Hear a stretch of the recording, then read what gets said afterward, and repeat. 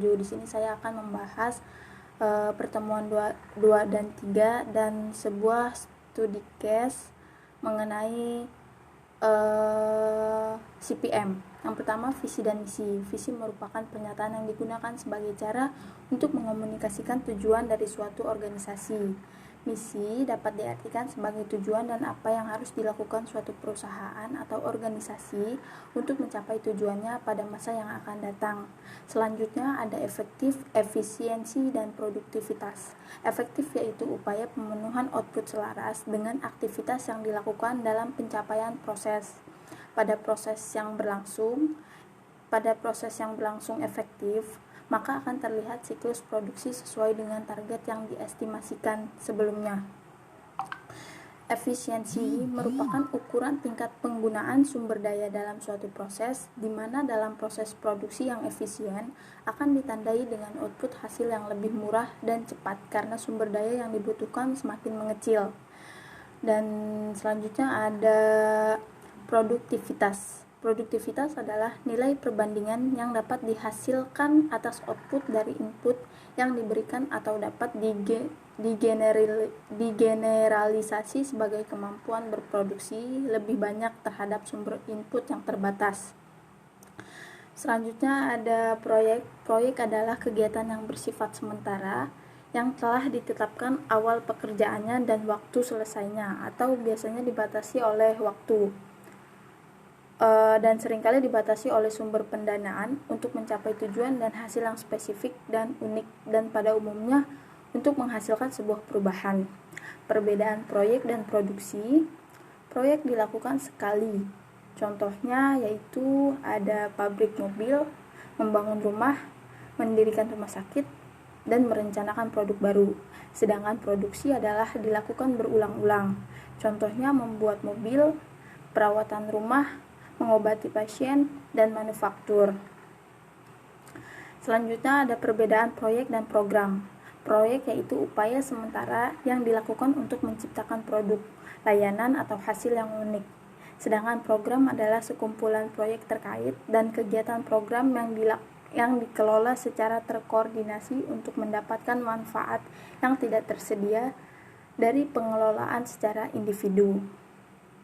Selanjutnya, saya akan membahas tentang studi case CPM. Ya, di sini ada studi case CPM, Critical Path Method.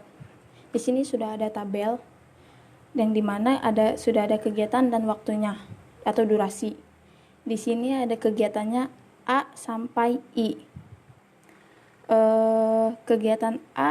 Kegiatan sebelum A itu tidak ada dan B tidak ada karena mereka dilakukan serentak dengan waktu A 6 hari, B 8 hari. Selanjutnya ada kegiatan C. Kegiatan sebelumnya itu A. Jika kegiatan A belum selesai, maka kegiatan C belum dilakukan. Dan selanjutnya ada kegiatan D, yang kegiatan sebelumnya adalah B dengan waktu atau durasi harinya 5 hari. Selanjutnya ada E, kegiatan sebelum E itu ada B, durasinya 7 hari atau seminggu. Kegiatan F, kegiatan sebelumnya ada B dan C dengan durasinya yaitu 9 hari. Ada kegiatan G, kegiatan sebelumnya yaitu D, waktu atau durasinya 10 hari. Dan ada kegiatan H, di mana kegiatan sebelumnya itu A dan E dengan waktu atau durasi 15 hari. Dan ada I, kegiatan I yaitu kegiatan terakhir. Kegiatan sebelumnya itu ada F dan G. Di sini ada pertanyaan. Gambarkan network diagram dan tentukan jalur kritis. Yang pertama saya akan membuat diagramnya dulu.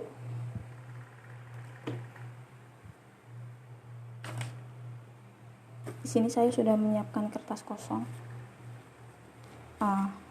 Yang pertama logo seperti ini. Tanda ini menunjukkan kejadian atau ruang nomor event. Di sini nomor 1. Nah, kegiatan A dan B dilakukan serentak.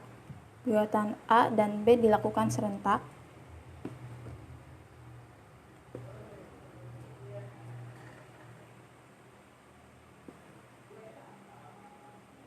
Tanda panah ini menunjukkan aktivitas. Di sini aktivitasnya A dalam waktu 6 hari. 6 hari. Dan aktivitas B-nya 8 hari. Selanjutnya aktivitas C, kegiatan sebelumnya aktivitas A. Di sini kita buat bulat angka 2. Aktivitas C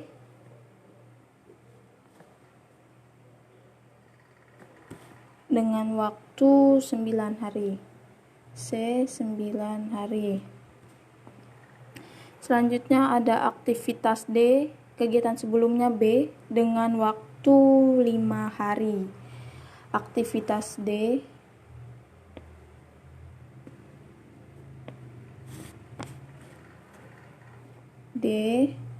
5 hari. Aktivitas E, kegiatan sebelumnya B yaitu 7 hari.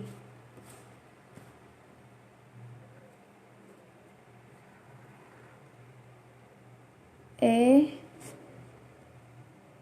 7 hari. Aktivitas F, kegiatan sebelumnya ada B dan C dengan waktu 9 hari. Kegiatan F ya. Kegiatan F yaitu ada B dan C.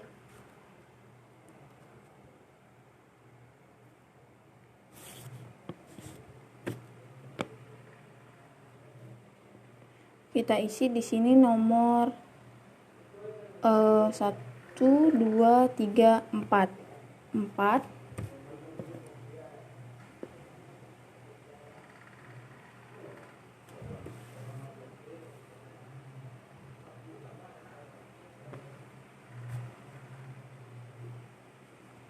F 9 hari.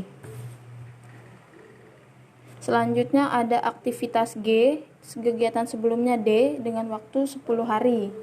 G di sini nomor 5.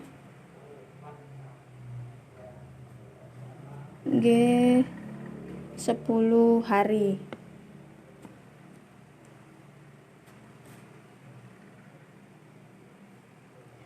Selanjutnya ada aktivitas H, kegiatan sebelumnya ada A dan E.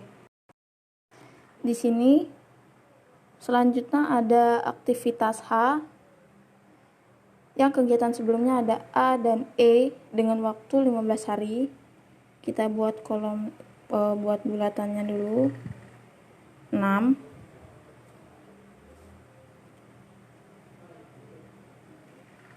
H 15 hari. Dan yang terakhir ada aktivitas I dengan kegiatan sebelumnya F dan G dengan waktu 4 hari.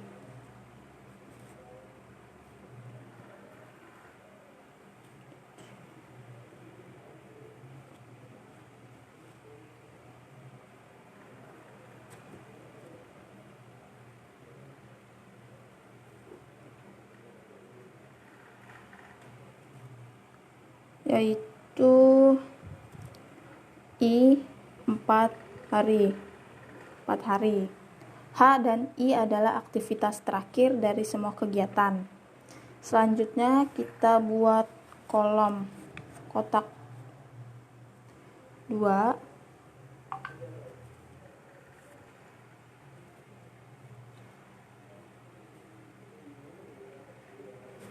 Kita buat di sini.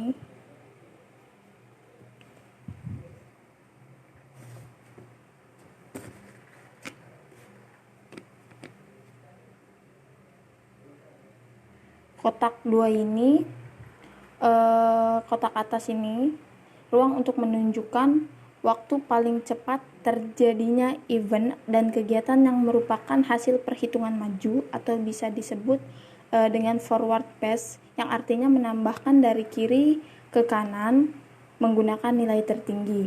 Dan yang bawah, ruang untuk menunjukkan waktu paling lambat terjadinya event dan kegiatan yang merupakan hasil perhitungan mundur atau backward pass, yaitu mengurangi dari kanan ke kiri menggunakan nilai terendah.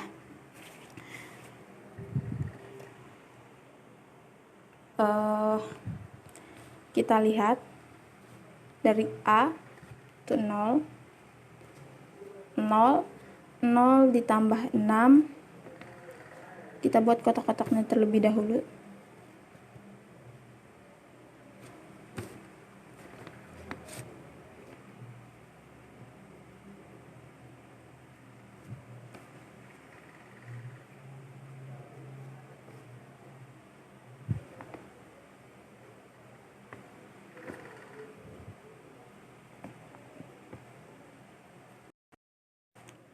Di sini aktivitas A 0 ditambah 6, 6,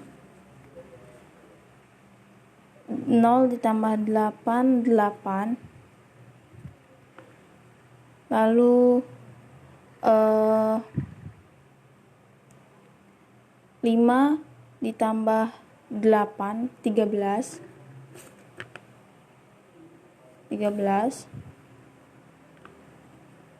9 tambah 6, 15, 7 ditambah 8, 15. Nah, di sini karena ada 2 anak panah, jadi kita ambil dari nilai yang tertinggi. 9 ditambah 15, 24, 13 ditambah 10, 23. Di sini saya akan mengambil 24 karena nilainya paling terbesar di antara dua tanda panah ini. 24. Selanjutnya 15 ditambah 15 yaitu 30. Nah, di sini sudah ada 4, 26. 30 dikurang 15, 15. 26 dikurangi 10, 16. 26 dikurangi 9, yaitu 17.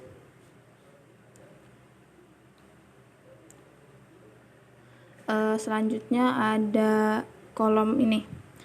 17 dikurang 9, 8.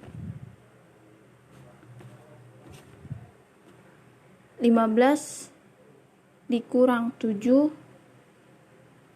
yaitu 8. 8 dikurang 8, 0.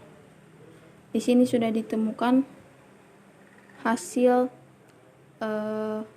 IS dan LS-nya. Selanjutnya, tentukan jalur kritis. Jalur kritisnya yang hasilnya sama. Yang hasilnya sama, pertama ada B, 8 dan 8. Lalu ada